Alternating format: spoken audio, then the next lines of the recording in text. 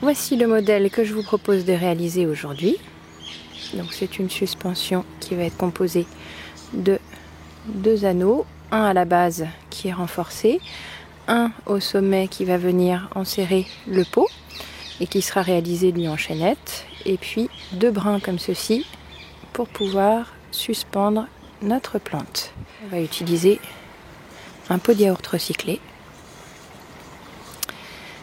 et bien sûr une petite plante.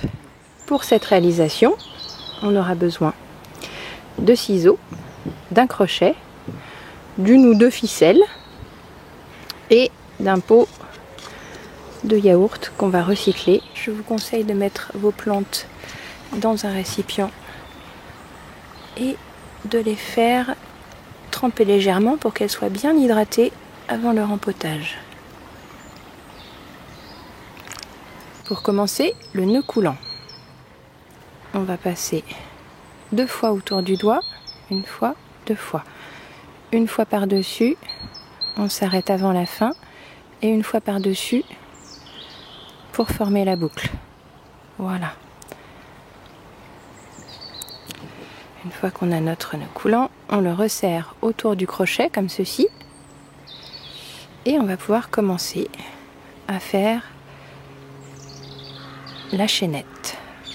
Donc on passe dedans, on fait un jeté par-dessus le crochet, on passe dedans, on fait un jeté, on passe dedans, on fait un jeté, on passe dedans, un jeté à l'intérieur de la boucle.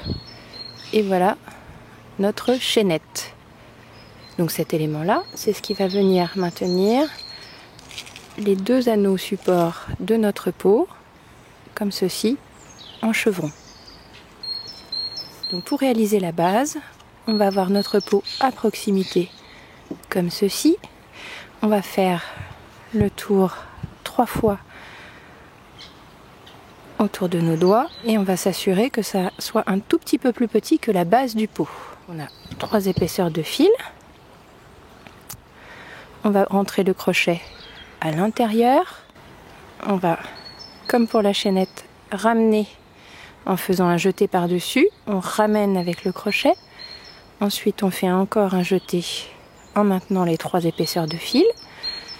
Et on va serrer cette première maille. Et on continue comme ça tout le pourtour de notre base, jusqu'à ce que les 3 fils soient entièrement maintenus.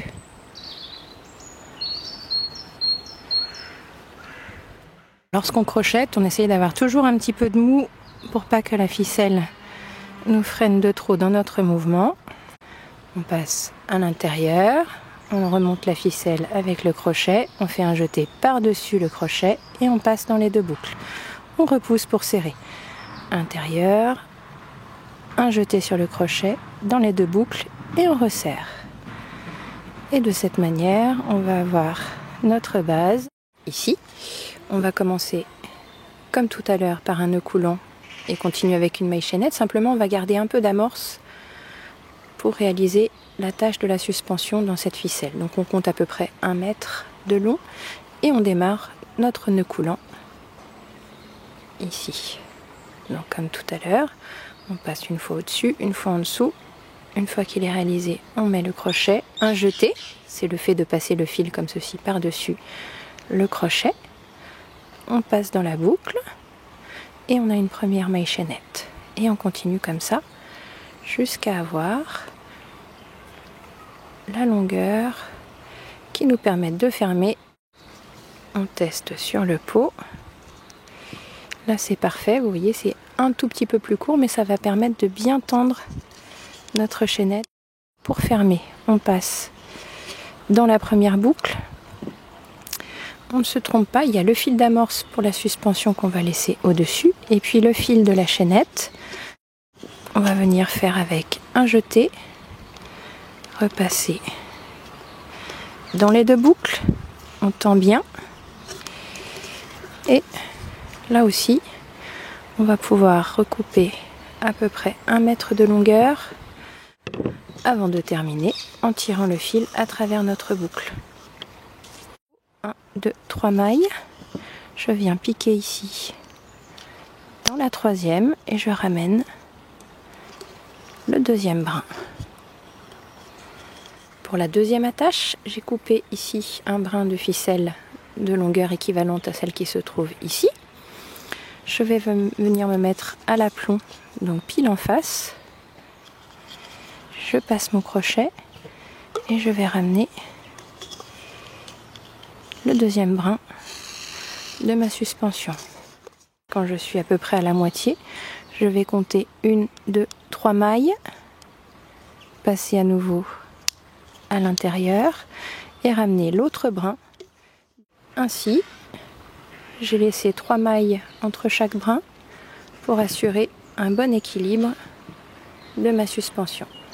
À présent, nous allons réaliser les chevrons qui vont venir entourer le pot de manière à maintenir notre suspension comme ici. On va venir s'insérer ici au niveau du fil de suspension. On pique la maille à ce niveau. On va laisser un petit peu d'amorce pour pouvoir la rentrer par la suite. Donc une fois qu'on est passé ici dans la boucle, on va pouvoir passer à nouveau dans la boucle suivante pour arrêter notre fil. Comme ceci, on tire l'amorce et puis on vient encore dans celle d'après. Comme ceci. Et on continue comme ça jusqu'au deuxième fil, de manière à bien solidifier le départ de nos chaînettes. Voilà. À présent, on revient dans notre boucle et on va faire notre chaînette pour aller joindre la base. 1,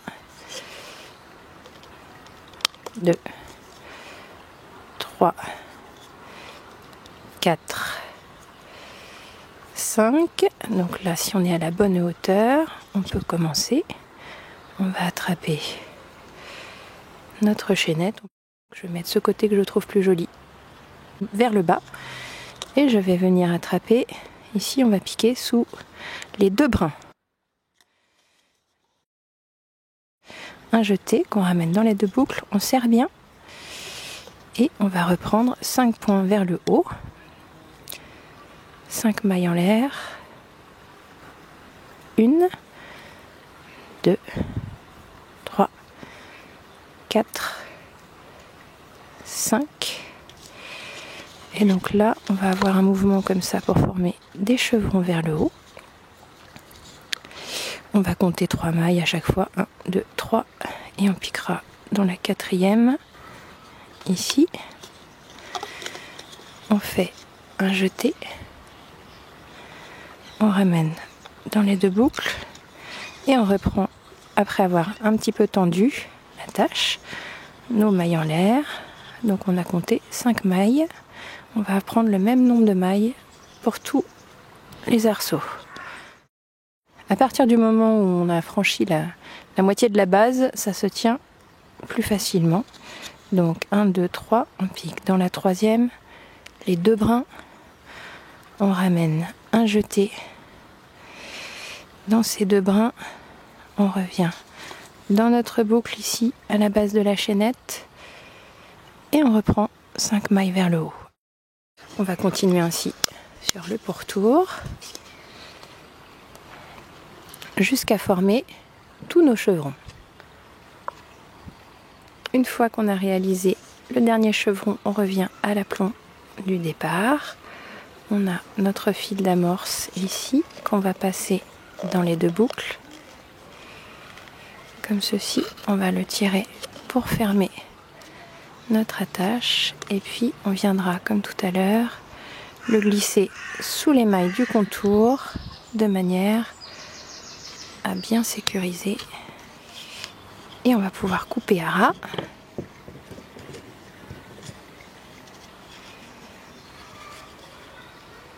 En tendant un petit peu, ce qui permettra au fil de se cacher correctement sous les mailles. Ensuite, notre amorce qu'on va également couper à ras, de manière à avoir un projet bien net. On ramène tous les petits fils avant de couper ras.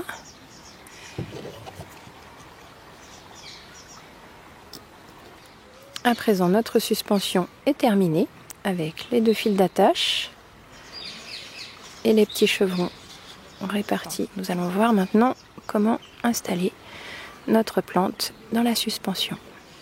Donc pour le rempotage, j'ai choisi ici un terreau pour orchidée parce qu'il a une structure un petit peu épaisse et il comporte surtout des petites roches poreuses comme ceci qui permettent d'aérer la structure.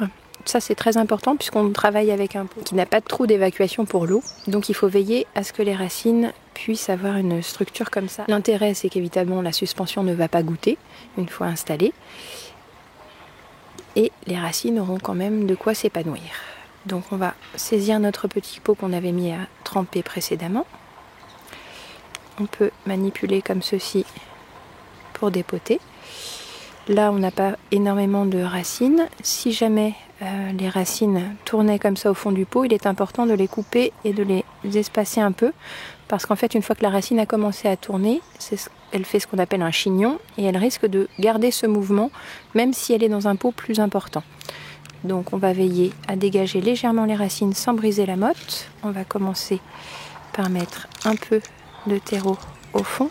On tapote comme ceci pour tasser, de manière à ce qu'elle arrive pile à la hauteur du bord, comme ceci. Et ensuite on va venir compléter sur les côtés en faisant descendre la terre à l'aide de notre outil qui va aussi permettre d'assurer la bonne tenue de notre plante dans la suspension. On va nettoyer le bord et on va pouvoir réinstaller la plante. Comme notre structure est en maille, elle est légèrement élastique. Je vais venir réintroduire la plante une fois rempotée. Et voilà la suspension terminée. Il ne reste plus qu'à l'arroser légèrement. On utilisera à peu près la moitié de l'eau d'un pot à petit suisse comme ici, ou alors ici on a un petit pot gradué. On versera comme ceci en inclinant délicatement. On va faire tout le tour pour assurer une bonne répartition de l'eau. Voilà, et comme le pot n'est pas percé, on mettra l'équivalent d'un petit godet une fois par semaine, 2 fois si on est très exposé. Si vous résidez dans l'une des communes de GPSO, la Maison de la Nature met à votre disposition des lombricomposteurs pour le recyclage de vos épluchures, avec ici un robinet qui permet de récupérer le jus de compost qui va nous servir d'engrais. On viendra diluer à moitié grâce à notre petit contenant. Voilà, on complétera avec de l'eau et cet arrosage-là sera l'arrosage d'engrais qu'on réalisera une fois par mois pour une bonne croissance de nos plantes.